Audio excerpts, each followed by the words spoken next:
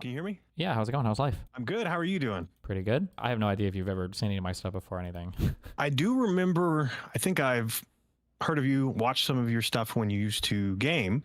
I'm not sure what you're into now. A lot of people have been, suggesting I talk to you. I think you'd seen the David Pakman interview. So yeah, I thought it would be awesome to kind of sit down. Yeah. Okay. No, take your time. You're fine. No. So yeah, I do politics now. I don't know what else to say. Okay. I watched you on David Pakman. People have been asking for us to talk. I do like a lot of, this sounds so stupid, but the political environment that exists today is so actually like depraved that, so I was like going to say, now's the time to do politics compared to any other time, it seems. Yeah, what I was going to say is that like everybody's just so stupid and nobody wants to read or do any homework on anything, and it triggers the actual ever living of me. So I saw the claims that you were making. I watched some of the video with Pakman. I would kind of like pause and talk through some things because I think that there are like obvious pitfalls to like some of the things that you were talking about. And then as the video went on, you would like address those things. Okay, so I was cautiously optimistic. And I'm like, okay, so it seems like this guy's not just, oh God, do you remember, was it the ninja cybersecurity thing? Do you remember all the cyber ninjas? Yeah, Arizona. like all the crazy people Yes. that Powell and Giuliani and Trump got to do just the most unbelievably stupid reports ever. And I'm like, oh my God. But so most of the stuff that I saw you talking about, I was like, okay, it seems like it's kind of tracking. And then at the end, I'm like, okay, so this seems so far in terms of the data that you've collected, assuming that you guys aren't fabricating anything or there's not some underlying math or you're not putting these heat maps together in a way that's like beyond my understanding to misrepresent stuff. But what we really need is like, well, this is a good starting point. We need an on the ground kind of investigation to see, what actually has happened. And then you mentioned towards the end of the video that you were getting into that. And then I thought you referenced, you were like, do you want to go into any of that? And then Pakman said he wanted to move on to the next thing. And I thought that was like the most interesting part because I feel like that's like that's like where the rubber meets the road, where it's like, okay, well, we have this like data that seems to show that there are voting discrepancies that are kind of hard to explain. And then can we demonstrate, that something actually happened on the ground? Yeah, let me jump in then. Yeah, so go for it. Main thing, as you said, a few caveats, right? Statistical analysis of elections hasn't really been well received in the US. Sure. You know what happened the last time someone came around and was using statistical analysis of elections to say concerns with election fraud. Sure. That was the Cyber Ninja stuff. That was the whole Stop the Steal campaign. Mm-hmm. So yeah, that's been like the biggest pushback so far is everyone saying, hey, how do we know what you're putting out and what you're talking about is real? And the main counterpoint to that is we put out our reports in like written formats and videos, and then we put out where we got the data. We give you a copy of the data and you guys can go and you can do it yourself. And that's really important because if you can't replicate it, it's not science, it's not statistics. Sure. So that was the big pushback. An example of this, is actually, we were showing some of the newer preliminary stuff we had. We mentioned it on David Pakman. We're like, hey, we're looking at right now, if we look at the machine versus hand counts, are there concerns? And we did have a few people reach out afterwards and say, hey, we're trying to replicate your findings. We're having issues. So that's just one case of, it's like, hey, as we go forward, right, we're going to put out an actual formal report for that stuff. And it's good that people are trying to replicate what we're doing, because if you can't, it isn't credible. Now, yes, we do. Okay, I'll say this. Mm-hmm. Statistical analysis of elections is not proof of election fraud. Sure. It's not proof. It is at best maybe evidence, but what it is it's grounds to then go investigating. And yeah, that's half of what we're doing now. Is we've been for the last, my organization, the ETA, Mm-hmm. it's only 7 or 8 months old now. Yeah. I've only been doing this for 8 months in the ETA. Mm-hmm. And we've started finding a lot of concerns in just that time. So we did immediately say, the statistics tells us where to go look. We can go down to the precinct level, we can go down to the county, and we can actually go to these places and start investigating on the ground. So why don't we do that? And that was multiple months ago. I think that was 4 or 5 months ago. So yes, I've been to these places. I've been working with locals in some of the places we've been publishing reports for. I've been to Las Vegas, Nevada. I've talked to the locals in Las Vegas for the 24 election and asked them on the ground, how do you think these results match or not match what actually happened on election night and everything else? Mm-hmm. And we're starting to find some serious problems. That's not even lawsuit stuff. We do have additional findings. I do have to be very careful about what I can say that encompasses these lawsuits, because we are trying to keep some of this information quiet until it is filed, our first lawsuits. I can talk more about what we're finding in Florida, which is our second lawsuit that's in the work. So Can yeah, I- questions or thoughts? Yeah, jump in. Sorry. Yeah, I'm sorry, and I thought I messed this up. Because I imagine this will be, I like to go through a lot of stuff, so I'll read and try to understand, what's being presented. And I haven't gone through everything on your website yet, so I'm keeping this convo like kind of brief, just because I can't dive too hard into everything. Yeah, now's the time to ask those like more important questions. Yeah. We can always come back. So broadly speaking, and then first, I'm sorry, I messed up. Yesterday, we were watching a video with David Packman, and he was speaking with, I think it was you, right? Nathan, right? It was me. Is Yes. Nathan Taylor Yep. Yeah, okay. of the Election Truth Alliance? Yeah, one of the executive directors. Yeah, so this, your group has been investigating statistical anomalies relating to voting patterns in the United States, and you guys believe that there is a significant and real cause for concern that the outcomes in some of these states, that there was like potentially outcome determinative manipulation that happened with the voting on the tabulation side, or something that is worth pursuing, right, on some investigative ground. Yes, and at the presidential level, and we are starting to raise concerns at some of these down ballot levels, like the Senate races and maybe even some House races as well. Okay. I want to back up to the beginning, and then I'm going to explain it like a little bit, and then you like chime in or help me to see if I understand, what the point you guys were trying to make. So you guys are drawing heat maps where what you're trying to show, you're trying to demonstrate is based on the percentage of people that voted in a given area. You can see the percentage that they went towards a particular candidate, and that in a higher percentage reporting district, you wouldn't expect to see it skew heavily to one side, because that would imply that the higher percentage skew was because a ton of people were dumping ballots to vote in a kind of an unsophisticated manner towards one candidate, right? So let's say I have like 100 districts, and all of them are 50% reporting, and we see that a candidate won, 50% of the time. But then let's say that we have like 2 or 3 or 4 districts, and they're reporting much higher percentage participation, but those guys went like 90 or 95 or 100% would be ridiculous for a candidate. It looks like the higher engagement was caused due to artificial ballots being inserted at some point that are obviously all pointing in the direction of a certain candidate. I'm bringing up what you just sent me on screen. Do I have an understanding of that so far? Here's an example. Yes, that was really good. And here's that visual to go with it. One of the methods, we do have a few different statistical methods. One of them is what you're talking about, the heat maps. I like them because they're really visual, and most people can look at them and figure out what we're talking about immediately without a lot of background. So this is a kind of a starter slide explaining what a heat map should be or should not be when it comes to elections. And this is based off of the work of credible election fraud experts. Peter Klimek et al. It's a group of election fraud experts that have put out papers on multiple elections. They've done this heat map analysis on. We like to highlight Russia. Why? Why do you think we highlight Russia? Just to be honest. Because you have Trump derangement syndrome and you're obsessed with the Russia conspiracies, or because they're probably known fraudulent elections that are non-controversially fraudulent that everybody understands. Yeah, it's well received right now that there are concerns with the Russian elections, and that's why we like to use them as comparisons. Is if they are manipulated, this is what they look like, and we do show that in the slide I sent you. We show that Russia, when looking at it on a heat map, it kind of becomes more of a comet trail up and to the right, and a more free and fair election should be a bit more of a circle. It should be more circular, and so we have went and done statistical analysis on some of the most populated counties in the swing states. Pennsylvania, for example, Philadelphia County, Nevada, Las Vegas, Clark County, and then North Carolina as well, Mecklenburg, I believe. And so we said, these are the places where you would expect the most left-leaning populations to be present because they seem more indicative of these areas.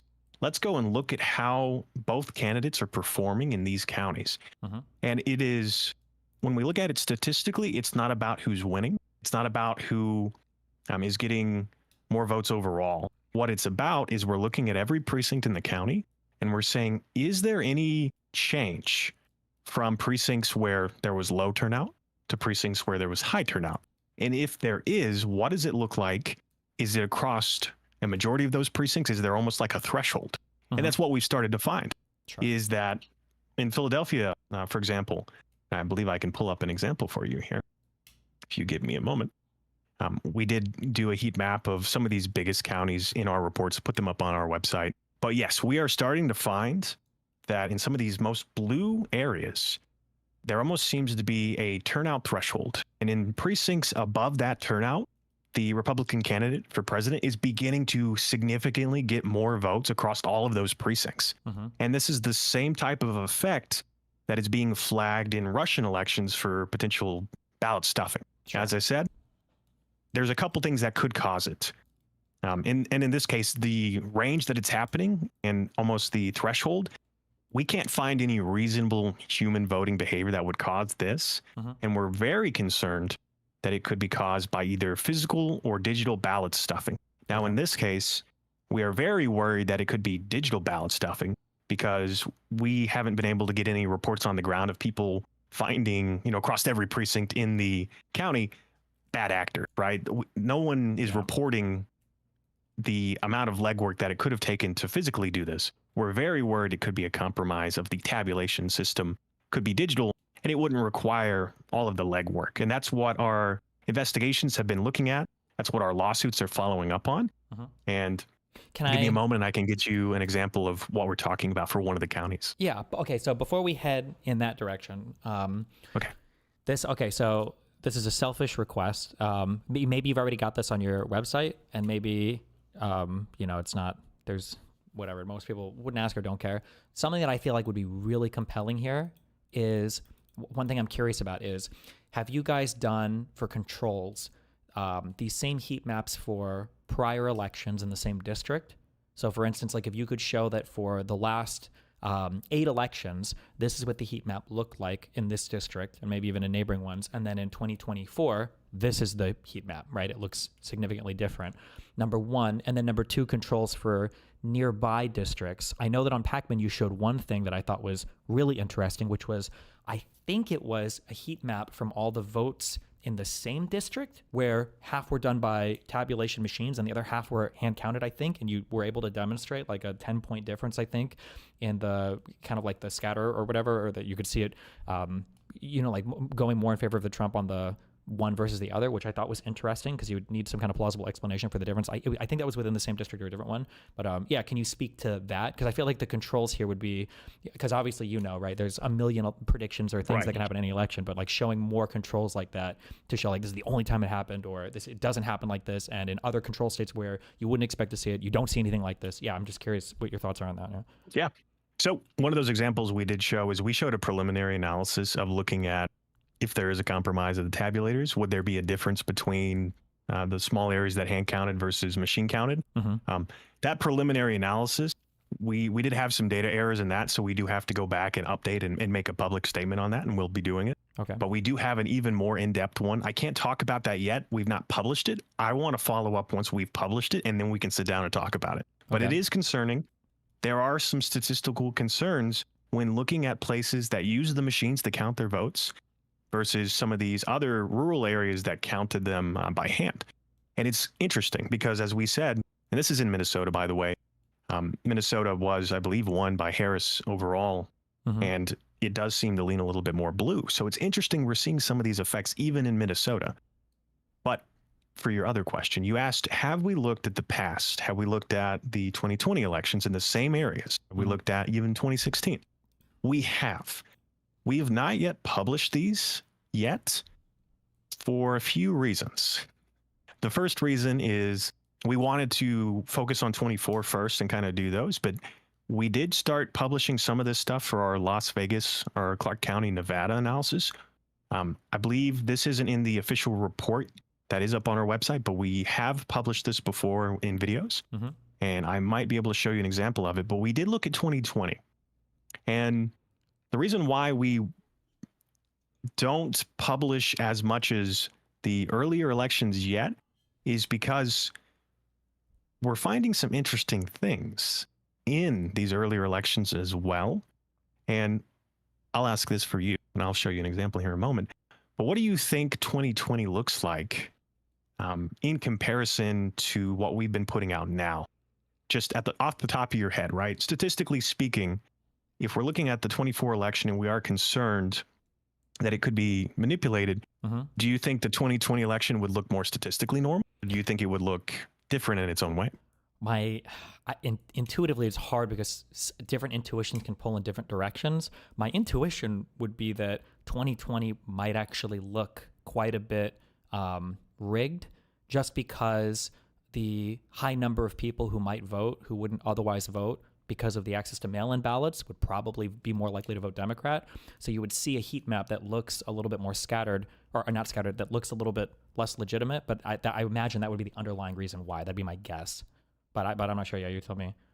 Yeah. So what we have started to find, and what we started to make known as we look at 2020 is the amount of mail-in ballots for 2020 is substantial. The amount of voting that was mail-in was a lot. Yeah. And what we found is when looking at 2024 and comparing it to 2020, and we have published this on our Pennsylvania analysis and a few others.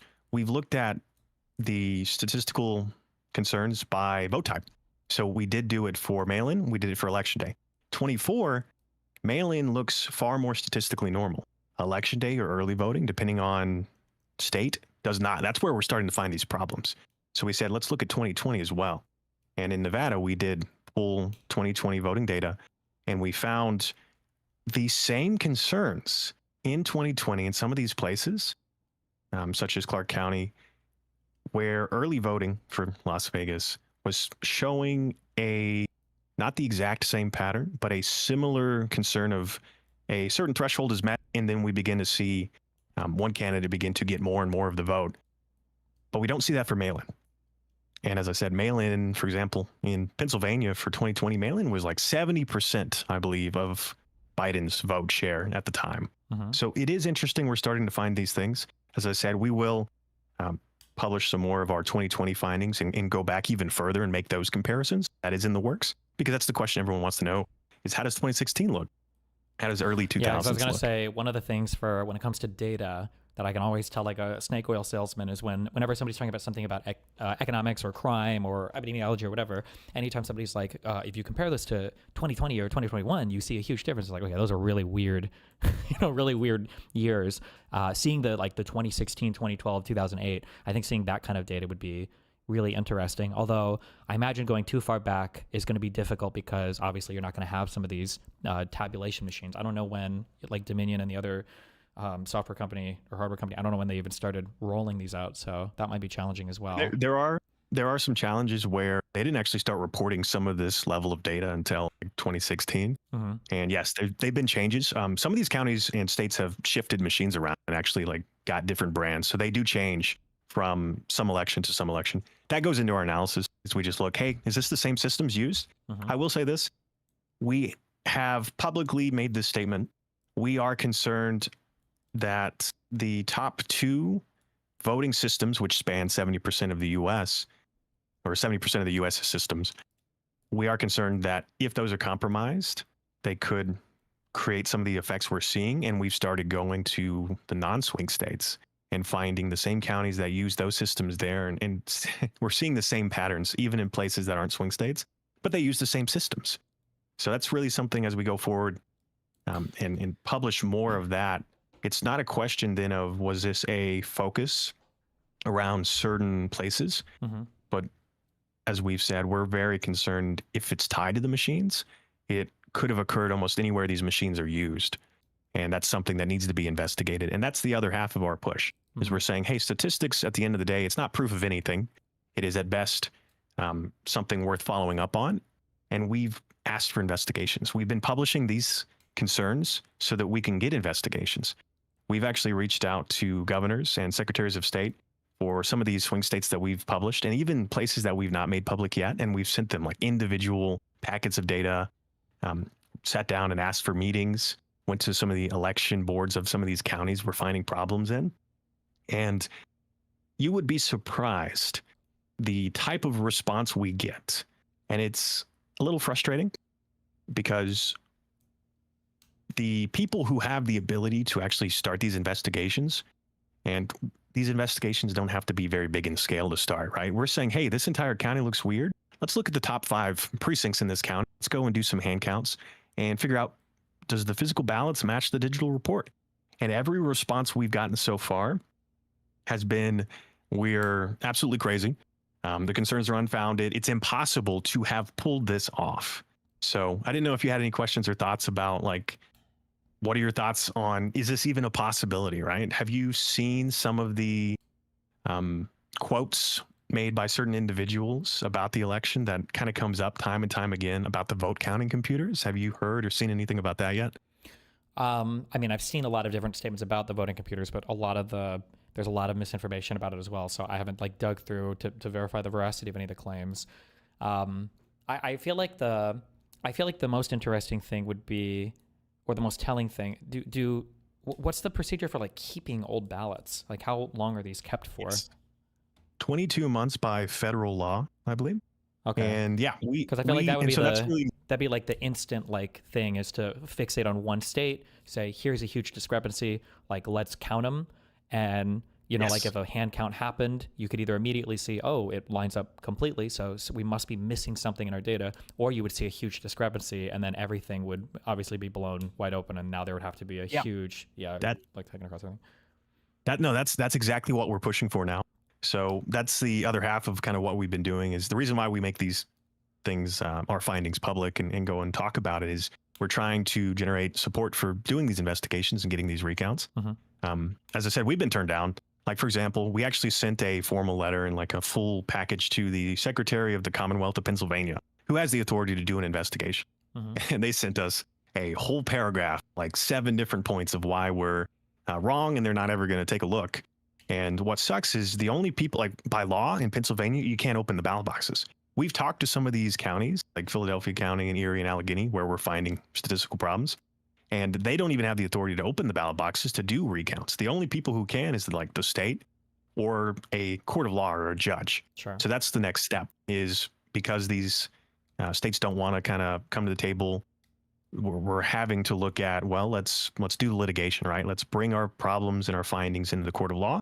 And let's see if we can convince a judge that a recount is, an actual hand audit is warranted. And we go from there. And it's that simple. I'm trying to think of anything.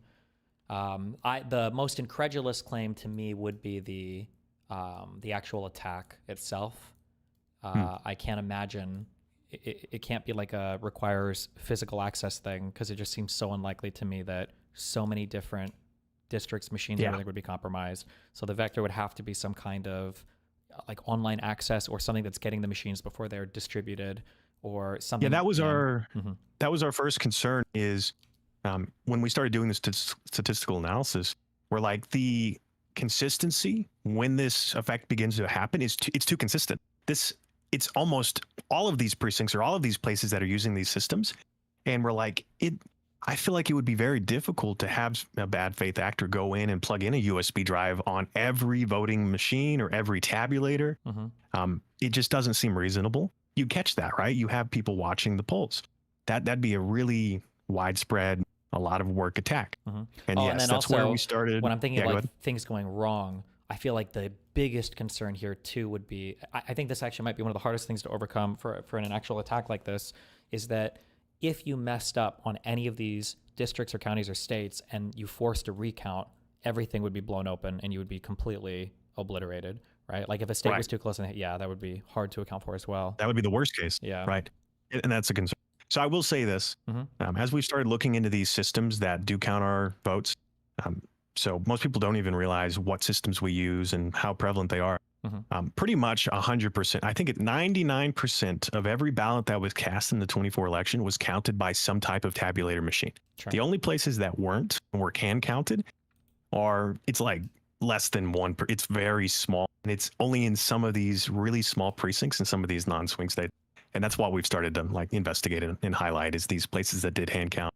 But almost every other ballot that was cast, whether it was hand marked paper ballots, whether it was machine marked, they were counted by some type of tabulating, like vote counting computer.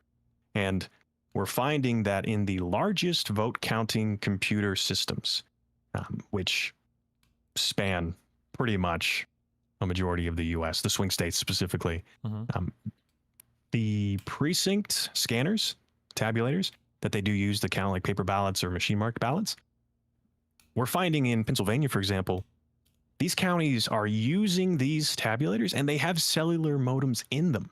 And that's how they're sending their early results to the county. And people, we didn't know this was a thing. And the companies really didn't want to tell us that this was a thing until we started investigating. But some of these have cellular modems in them. We know because we actually started pulling up the specs on what they are. They seem to use like a Verizon cellular component in them. And we started finding documents when we were investigating that these counties actually, they use them, and it's documented and everything, and it's efficiency. And I'll say this. We don't know yet if this is a compromise of the vendor, which is what it's starting to look like, is every system could have been potentially compromised. We don't really know how or who or why in that sense, but we do know there's a couple avenues that have started to raise flags. So for example, there was a software update to ES&S systems prior to the election that we are now investigating, and other groups have started highlighting as this software update didn't require any additional inspection of the machines after it went out. It was labeled as de minimis by the auditing companies that approved it. But it looks like it could have changed some of the security protocols on these tabulators that alert you if the source code has changed. But it didn't get audited. It didn't get counted. So we're very worried why that software update went out. That's something we're investigating as we go forward, because that's an avenue right there. If your system stopped telling you when it's detecting problems, then you don't audit it. You don't catch it. So that's one of the big problems. That's for ES&S, for their precinct vote counting computers. Their precinct scanners. It's DS200 or 300, I think. Okay. It's DS300. I'll double check for you real quick. So that's a big problem. Didn't realize that was an issue. And that's just what we've started finding so far as we go forward. I think there's a even greater question that we've kind of started to ask now. And there's really only 3 scenarios when it comes to our election infrastructure. And I think everyone's started thinking about this as we go forward, right? And this is the pushback. It's either there was no compromise of our elections, they're free, fair, safe, and secure. We can all go home, we can go to sleep. Or 2, there was an undetected compromise where something could have happened, but no one's caught it yet, right? We're in that phase of trying to investigate and find out if it happened. But there's that third option that no one wants to talk about. And we are very concerned as we go forward, which is, you can probably guess, there was a compromise. It was detected, but no one ever did anything about it. And this is something that is concerning, because if that was the case, right, there are people who are far smarter than me, far smarter than the ETA, like all of our volunteers and members, who have access on the inside. We're talking like some of the most, I would say, most sophisticated agencies in the world. And if we can sit here on the outside and do these analysis and raise these flags, I would bet that the people on the inside could do and may have already done what we are doing right now. And that begs the question, why did nothing ever happen? But we don't know. As I said, that is speculation. But I think that's a concern that as we go forward into our lawsuits, into our litigation, and we start publishing some of the things we're finding that aren't statistical, that are actual evidence, that question is going to keep coming up. Did you have any thoughts on that? Sorry, I threw all that at you. No, I mean, when it comes to grand conspiracies, I usually there are like the big problem with this administration is there's a couple blockers that usually make it impossible for me to buy into them. But unfortunately, this administration, for a variety of reasons, has knocked a few of those down. Like, for instance, the idea that a cabinet member would be so closely beholden to what the president says, I would consider highly unlikely, because it historically just doesn't work like that. But obviously with the Trump admin, it's a lot different. Or the idea, behind people lying about things or fabricating stuff. This administration changes a lot. That being said, I have the position that probably a lot of skeptical people you've run into have had, and that voter fraud on this level is just not possible because of how many districts there are. So you have to be able to at least demonstrate some, attack vector, that some similarity between all the things that can be done by a single central actor, because there's no way you're roping in thousands of people for this. Yeah. Right. And you talk about the machines, that's interesting. I guess I'd be curious on the software side. So there would have to be a software update that goes out to these machines. Once the software update is done, it's something that would allow, I guess, votes to be added in some way, size, shape, or form that wouldn't be obvious or detectable. I don't know what people's normal interactions with the machines are when it comes to tabulating and seeing the totals. It would have to be an update that goes out to every single machine. It would have to add votes in a somewhat strategic way, right? Because you wouldn't want to risk like having a single county report over 100%. Well, let me push back a little go bit ahead. here. Yeah. Mm-hmm. So, as you know, so I don't think so. What my specific background, by the way, is computer science. I have a degree in network security and information systems. I was a 25 Bravo computer tech specialist in the Army Reserves, and then I actually commissioned as a signal officer in the Army Guard. When we talk about cybersecurity concerns, what's interesting is if the common pushback we get is yes, right? In order to pull this off, if these systems aren't connected to the internet, it's not possible. Well, we're starting to find that the tabulators could be connected to the internet because they have cellular modems in them. And unless you think cellular modems aren't connected to the internet, then you're on your phone, you're connected to the internet. It's the same thing. What's interesting is the concern is if something has access to the internet and you have designed or developed a very specific target, you could upload malware on it before, after, during. Obviously, we don't know at this point. We only raise the concern because the tabulators do seem to be like that common thing that is prevalent all across the US. And with my background in cybersecurity, I am very concerned that if these tabulators have cellular modems in them for a majority of the systems, that is a avenue to potentially compromise them remotely, digitally. For sure. Anyone with a cellular modem, like they're talking to anything that has an antenna and can talk to it. And you can send malware over cellular. Well, So it's yeah, things like that would be that's the an question avenue. though, because I don't know the architecture of the machines. I don't know the architecture of the software. Like there Right. are it could be the case that the way the software is designed, assuming there are no unknown exploits or vulnerabilities that are floating out there, and depending on how it's just depending on the architecture of the software, that having a cell connection doesn't necessarily mean that somebody would be able to compromise other parts of the machine or send commands or things to the machine that would change on the machine vote totals. Like I would be surprised if there was like a proprietary built-in ability to do that. That would be very surprising to me. Yeah. So that would That's a good point. And so I did go to DEF CON where they were talking kind of about this concept or talking about compromising the machines.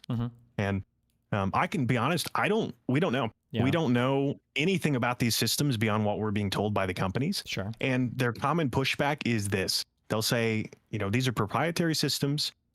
You can't know. It's, in my opinion, I think it's silly that we are entrusting probably the most important process for our country to a black box voting concept, right? It's not open source. It's not been tested by anyone else outside of these companies or these audits. So yeah, we don't know. And we've not been able to ask, and we've not been able to even go and investigate yet. And it looks like it's going to take a actual legal battle to ever be able to sit down and understand how these systems work in the first place to determine if they are vulnerable. So yeah, I mean, these are all really good concerns, but the pushback we're getting to even ask these questions is very concerning because, I mean, at the end of the day, as you said, it doesn't have to be a big deal. Like you can just go hand count a few of the ballots and just go look at the system and make sure everything's good to go. And if there's no problems, why wouldn't you publish that? Why wouldn't you, take that to the news? But we're getting kind of a sit down, shut up response from some of these groups that it's a little concerning. So. Yeah, there are ways that I can see that you could easily either validate or invalidate the theory. But then I can also see there's a lot of blockers. States are obviously very protective about their voter data. Actually, I think it might have just been announced today. I think that Pam Bondi just dropped that they were suing, I think, 6 states for refusing to turn over some of their voter data. That might have just come out today. So yeah, states are protective about that. And obviously hardware companies are going to be protective of proprietary stuff.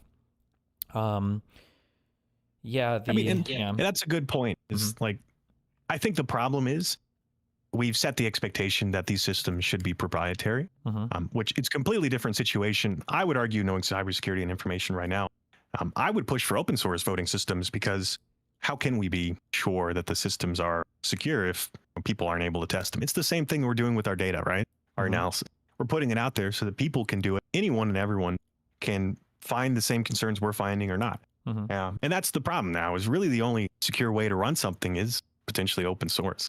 Yeah. Yeah, maybe, yeah. But nonetheless. But yeah, any other like big thoughts or questions? Anything else I can throw at you? But as I said, we do. I'd love to follow up as we go forward and we do more stuff. I can I mean, we'll probably message, and anything else, as you said, you want to look at some of the last election data and do a comparison. We can set that up. I'll probably need a little bit more time and make a little visual for you. But we can do that easily. Yeah, and I'd just love to ask more questions, because that's kind of the point. That's what we're doing right now. We're asking questions and going from there. Yeah.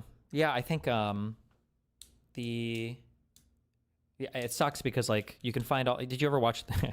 I don't know how you feel about this. I thought it was fucking horrible. But did you ever watch like 2000 Mules? I didn't, but I heard about it. Yeah, it was like basically the guy bought a bunch of cell data, and he found a bunch of people that took like the same paths, and he tried to find people that went around like the voting booths or the ballot boxes. And then I thought that was going to be the first half of the video, and then the next half would be them trying to actually track these people down or look at CCTV footage to see if they were actually ballot stuffing. But that was just the whole video. It was just showing people running the paths. But he didn't prove that any of them were ballot stuffing or dropping ballots off at multiple boxes or anything. Right. He just like made that claim, that conclusion from just that very preliminary data. So yeah, I'm curious. What do you think? All right, here's a good question for you then. What do you think is the path forward? What would it take? If I could present something to you right now that isn't like statistical, what would it take to really open the door for this conversation? Oh yeah, no, that's what I'm saying. Like, yeah, because that's what you guys are trying to do now. Obviously, a recount in a suspicious district, you would have to choose a district that's like sufficiently off the norm compared to historics and compared to ideally statistically weird and everything. Yeah, with good controls, other counties that hand counted or whatever. And then if you ran a recount and you found a significant disagreement, like you would only have to do one of these to basically, I think, blow everything wide open. Open the door. So I'll say this. I'll tell you just a little bit about what we're starting to find that is going into the lawsuits and everything. I can't talk too much about it. I can start talking about Florida, and we will actually be releasing some of these findings in like reports in Florida as we go forward. And here's what we found. So we asked the same questions. We said, let's go look at the counties we're starting to flag statistical weirdness in. Let's get their voting data, because you can ask the county to tell you who every voter in a county is with their address and their name. And they gave it to us. And we said, well, let's actually look at some of these addresses and some of these places, and let's go there, knock on their doors, and ask them, well, for one, ask if this person who said they live here and voted here is there. And the first door I knocked on was, we said, hey, let's go to the place where all of these houses were under construction during the election. There should have been no one living in them because they were being built, and they weren't closed on until after the election. So no one should have lived there and been residential and should have been able to cast their vote from the address. But they did. And so that's what we found when we went there. Is I knocked on a address that had a couple who had moved in after the election, and we said, hey, you have an active voter here. Your husband's name says he voted in this county in the 24 election. Can you confirm that that was you when you were here, when you didn't live in this address? And their response was, we didn't live in this county in 24. We lived in an adjacent county and we moved after, and we actually voted in that other county. So it's weird that it's showing as having voted here. And we said, okay, maybe you reach out to the county and then we'll follow up from there. That was the first door I knocked on. I then proceeded with some of the locals we were working with to go to other locations that just seemed weird. Like we went to one store that had 7 active voters. As I said, we'll have a formal report and we'll put all this out for you. But we started going to locations where there was a lot of active voters under different last names in one place. And we went to a UPS store and we're like, there's no residential houses here. What's going on? That was another instance that just was weird. Then I went to, and one of the biggest ones that still sticks to me now, and that will be kind of thrown into our lawsuit as we go forward with Florida findings. I went to a marina and I was like, okay, there's like 16 people. I believe it was 16. Don't quote me on that number. As I said, we'll go back and we have a formal report where we laid out everything we found. But we went to a marina and we talked to the owner of the marina and we said, hey, are there people that live here, maybe live on like houseboats and cast their votes and get their mail here? She said, yeah, there's like a few. And we're like, all right, well, we have a list. Can you confirm this list for me and tell me if these people are, actually receiving their mail here and live here. And we proceeded then to go down this list, and she knew maybe 25% of them. The remaining amount show up as active voters. She has no idea who they are.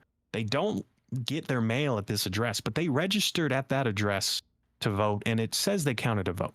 Now, why we bring this up, and the reason why I think this is important as we go forward, is if there is a compromise of our elections, and you do, or you have compromised the digital voting systems, it would be really helpful to know who can vote and who does vote in a county. Because if you're stuffing, you would stuff for people either aren't going to show up to vote, or you may even make voters that don't exist and vote for them. So we're starting to ask that question in Florida as we are going around and finding these types of discrepancies. So what are your thoughts on all of that? And we'll, probably close out here in a minute for me, but yeah, that's just some of the stuff we're finding. Like I think any of this would be really valuable if it showed up in some kind of civil or especially like criminal case, to where if it was possible to demonstrate that here is a voter, like you've gotten information from the county saying this person should have voted from this address in this election. And then if you're able to show up with these addresses and find out over and over again that those people didn't live there, something that would be interesting. There's theoretically, especially without having personal knowledge of the hardware or the software, we could theorize a million different types of attack vectors. Right.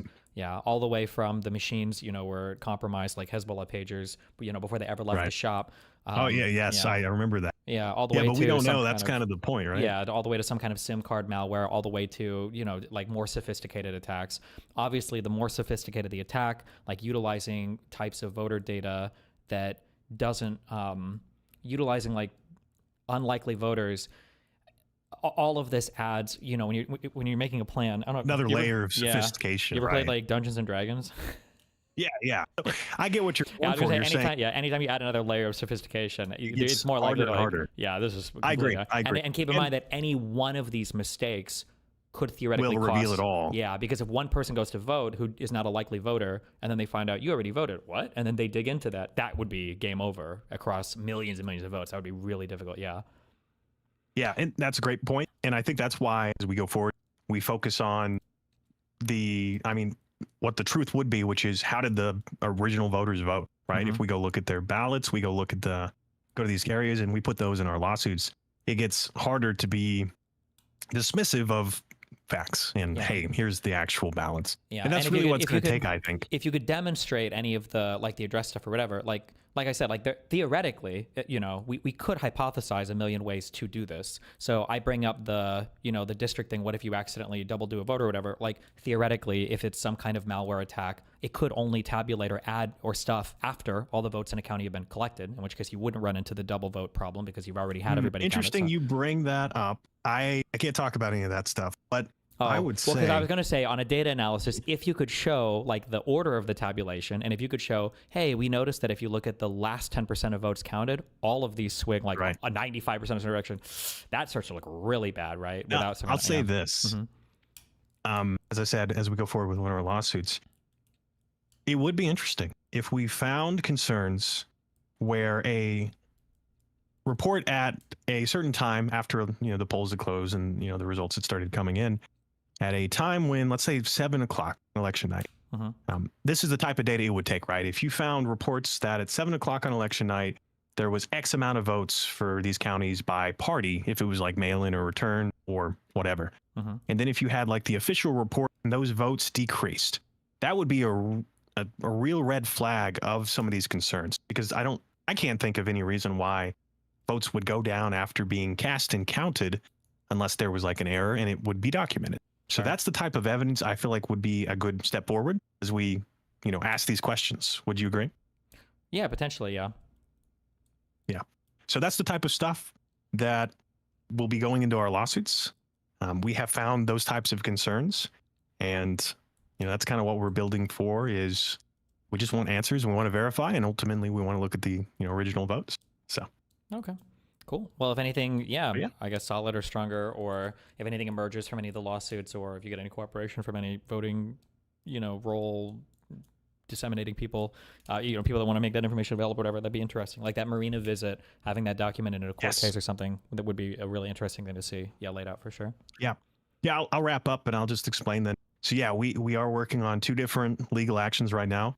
One of them, we've retained a lawyer. We've got plaintiffs. We've got an expert witness for some of the statistical things we talk about. And that one, we are, I would say, probably close to around 90% ready to file it in the coming weeks. We've had a few delays just wanting to, I mean, you get one shot at something like this, right? Yeah. Or else, like, you can't mess this up. If we file a lawsuit and it's found as frivolous or there's you can't make a mistake. So we've had to be very, very careful about this first lawsuit. And we are building that second lawsuit where we will be putting out reports on what we're finding in Florida because we can be more transparent about it. We're still working with like some local lawyers there and building that out. But yeah, I'd love, as I said, as we go forward and we put these things out and we progress, I would love if you're ever interested in kind of following up and having some more talk, having some more debates. More than happy to show you some stuff as we go forward. Cool. Yeah. Just, yeah. I mean, you shoot me a message on Discord. We can chat whenever. Yeah. All right. Well, thank you so much for having me. I appreciate it a lot. And you have a good rest of your night. Cool. Thanks a lot. I'll talk to you later. Bye.